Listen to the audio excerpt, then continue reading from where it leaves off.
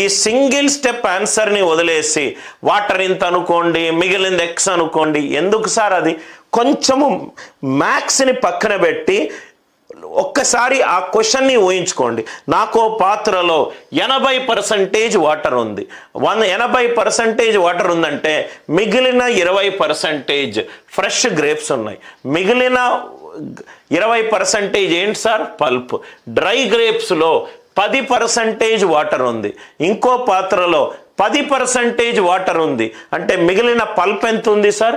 90%. ఇక్కడ పల్పే, ఇక్కడ పల్పే. ఈక్వేట్ చేసిన ఈ డ్రై గ్రేప్స్ టోటల్ ఎంత అన్నాడు? 500. ఇది కనుక్కోవాలి. దీని వెయిట్ని W అనుకున్నాను. 2 into W is equivalent to 9 into 500, right? 9 into 500. So ఇక్కడ 2 క్యాన్సిల్ అయిపోతే 9 into any number. Answer digital sum 9 ఉండాలి.